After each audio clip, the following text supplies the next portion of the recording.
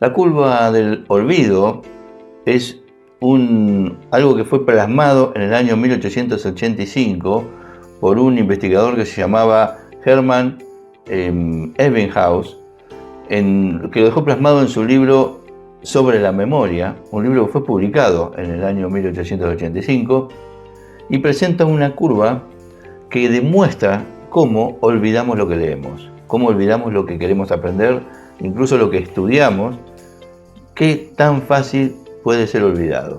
Entonces esto modifica directamente la retención que podemos tener cuando leemos, depende de la forma en que leemos.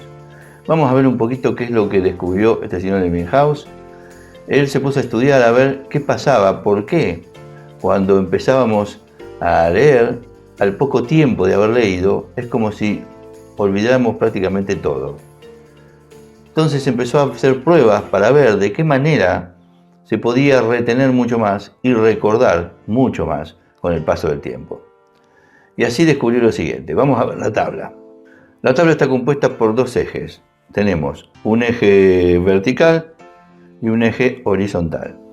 Fíjense, el eje vertical tiene que ver con lo que recordamos o no recordamos. Por ejemplo, hacia arriba en el eje vertical, lo recuerdo todo, sería lo máximo. A la mitad, recuerdo solo la mitad. Y abajo de todo, en este eje, lo que marca es cuando no recordamos nada. Y después, la línea horizontal, o sea, el eje horizontal, se refiere al paso del tiempo. O sea que a medida que avanzamos hacia la derecha por el eje horizontal, lo que estamos graficando es el paso del tiempo. Y ahí van a ver una curva, que es una curva que empieza donde dice no recuerdo nada y va hacia la derecha. Esa curva es la curva del recuerdo. Esa curva representa lo que nosotros recordamos. Es la curva verde. Observen que hay una curva de línea punteada, color verde. Esa es la curva del recuerdo. Pero por otro lado, van a ver varias curvas rojas, pero concéntrense en la primera. Esa curva roja que sale desde lo recuerdo todo, que es arriba, y va hacia la derecha avanzando y cada vez va cayendo, es la línea que representa la curva del olvido. Esta línea representa cómo nosotros, ni bien terminamos de leer, en el momento que terminamos de leer, o sea que sería el momento cero en el tiempo, nosotros recordamos todo.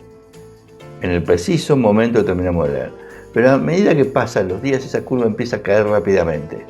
A medida que pasan las horas, o incluso los minutos, esa curva empieza a descender.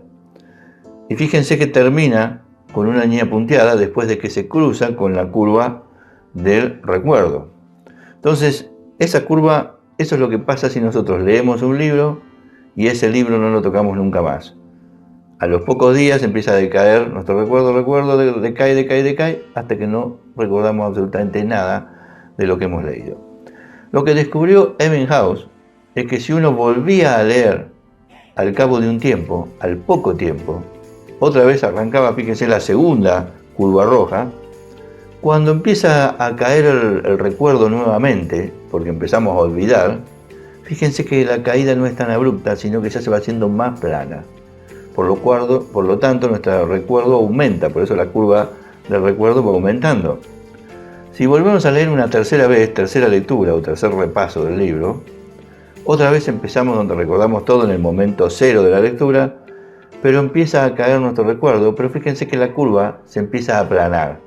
Cada vez es menor la pérdida de recuerdo que vamos teniendo. Cuando leemos por tercera vez, la curva ya es casi plana, cuarta vez es una curva prácticamente del todo plana, ya la quinta vez prácticamente recordamos todo. Entonces, uno de los hábitos que debe tener todo buen lector, más allá de que haga lectura rápida o lectura lenta, es leer y releer, porque de esta manera, cuando uno relee, cuando lee varias veces un libro, lo lee hoy, dentro de una semana vuelve a leerlo, dentro de unos meses lo vuelve a leer, si uno va haciendo este trabajo, va aumentando notablemente el recordamiento, lo que recordamos de ese libro, y va aumentando nuestra comprensión también de ese libro. Esto también nos dice otra cosa que vamos a ver más adelante, y que es que mejor que una sesión larga de lectura en vez de pasarse 3 o 4 horas leyendo. Es mejor, si uno puede leer 3 o 4 horas todos los días, genial. Pero si uno no puede leer tanto, es mejor, en vez de leer todo de un tirón un día y después no leer durante los próximos días, es mejor ir leyendo un poco cada día en sesiones más pequeñas. ¿Por qué? Porque facilitamos que no se caiga tanto el recuerdo de lo que leímos en la sesión anterior. Entonces, la curva del olvido es fundamental tenerla en mente cada vez que leamos un libro, porque tenemos que leerlo pensando en que tenemos que tratar de recordar lo que leemos, porque si lo que leemos va a desaparecer de nuestra conciencia, no tiene demasiado sentido. Entonces, leer en sesiones más pequeñas, leer seguido, o sea, leer si es posible todos los días. De esa manera vamos aumentando nuestra comprensión y nuestra retención.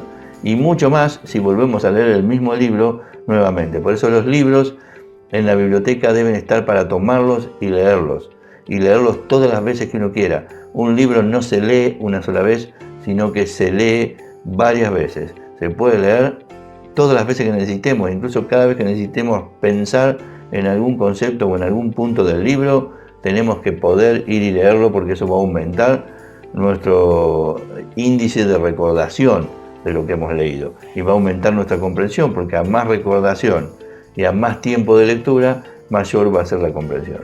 Así que, para tener en cuenta, la curva del olvido de Hermann Ebbinghaus.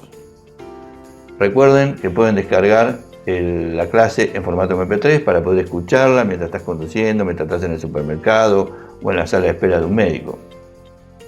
Y con esto nos vamos a la siguiente clase. Hasta luego.